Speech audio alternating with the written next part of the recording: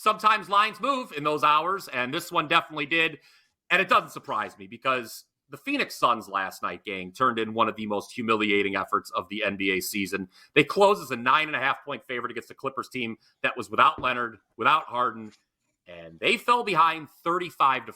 That is really, really just unacceptable. No matter who you are, you can't fall behind 35-4.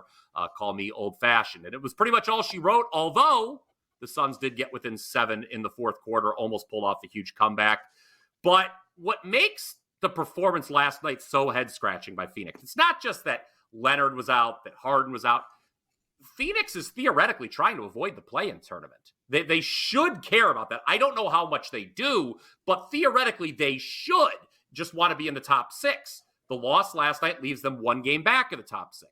Tonight, they get a chance to atone for what they did last night, facing the Clippers again, this time in LA. They are favored. Leonard and Harden, they remain on the injured list for LA.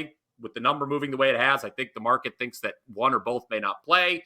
And I think the key is LA should be even less motivated than they were last night because they have the 4 seed all but wrapped up. I think that unless if they lose out and Dallas wins out, LA is going to be the 4 seed, which means home court advantage for the first round of the playoffs. Adding a little bit of fuel to the fire here for Phoenix, pun intended, I suppose.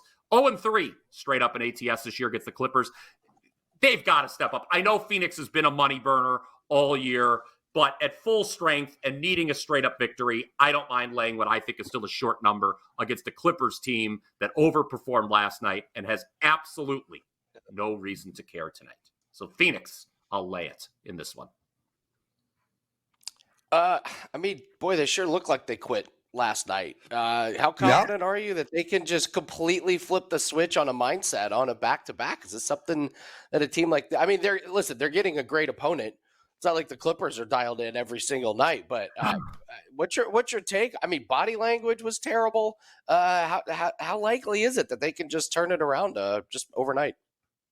I guess I'm just looking at it, again, theoretically, Andy, and saying these guys are professionals. Like, after a performance, like how could you not come out with some fire? Because you're an NBA basketball player. Well, I mean, certainly that is a counterpoint to that. But I think, you just look at, you were humiliated the night. And all NBA season, Andy knows this, okay? We have seen these teams where players get ruled out a couple hours before the game, and then and the line moves several points, and then that team plays out of its mind and pulls an outright upset.